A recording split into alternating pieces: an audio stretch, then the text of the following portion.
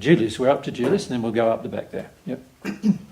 Just briefly before that, just wanted to add, and I guess that's also why they're coming here, right? Like for example, in Portugal, there's lots and lots of Angolans and Nepalese, and because where they live, there's no hope, like for life, for any future. That's right, and yet if you look at some of the countries, they had beautiful environments. That's what they said. Like the country is rich and is like, you have to come. It's beautiful. Like, and yet they don't want to be there because of what's happening.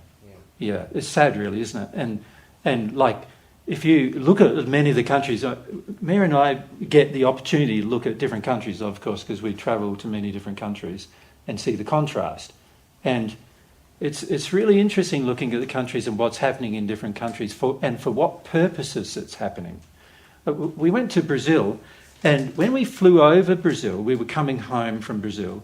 You fly over Brazil, you will see in Brazil, in Australia, everything's very dry. There's hardly any water, and people are farming is just decimated the place, right? And so Western culture has decimated place. And then, so where we live used to be a subtropical rainforest, and now it's like very, very harshly treated through cattle farming and sheep farming and so forth, goat farming and other things like that. And now there's where we are, not where we live because we've changed our environment, but around us, there's like, if you look at our next door neighbour, he lives right next door to us. There's barely any trees on his property. There's barely any grass. There's no grass on his property for most of the year. And he has goats on his property.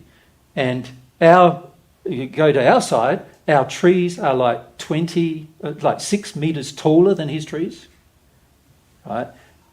We've got our entire property is covered in grass. Right? And our entire property is covered in native animals. Like, kangaroos, like I said, possums and birds, like lots of different parakeets. We have about 60 varieties of birds on our property, something like that. And when I first went there was one variety of birds. There was 15 years ago, one variety. It was called a crow. It's like a blackbird, about this big. And that was it. Nothing else. There was no grass because goats, it would be in a goat property just like our next door neighbours. Goat property, it was just like that. So you can change things. It requires effort on my part. I've been out digging holes, and one way we keep fit is by digging holes. We discard all of our own waste for the most part. So the majority of our waste is just fruit and vegetables, of course. So, but we handle all of our own waste. At one point, we were actually getting the entire waste of the fruit and veg shops in all of the town that we had, anyone we could negotiate with, and we were getting their waste too, and putting it on our property. And it actually improved our property, right?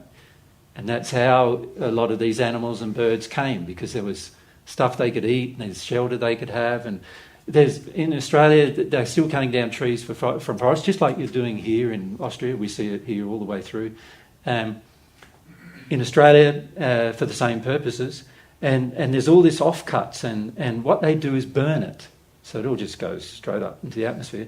So we have actually bought it from them and mulched it, and then put it on the property.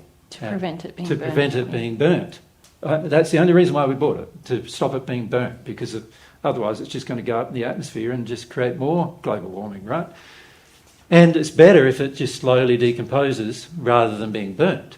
It's better for the environment. And not only that, it's food for all the animals and birds and everything else. And as a result, we've now got snakes and lizards and birds and animals and insects, like insects galore. It's like... we're trying to find ways to keep them out of our house because it's so much of them. Sometimes we walk in the house and the entire floor is covered in insects, like you can't see the floor. And we've had to work out ways to manage all that in the process, right?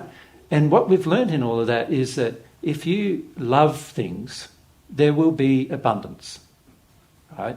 And you can compensate for the things you've done in the past, but also you can learn things about what to do in the future and how to educate others to do things in the future.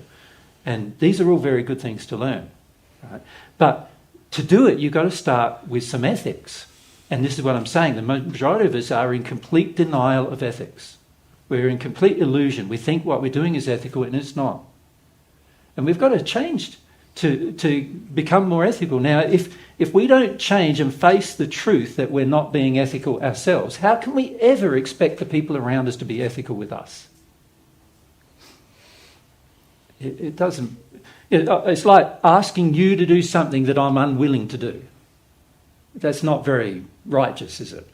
It's not very good if I request that you do something that I haven't done. Right?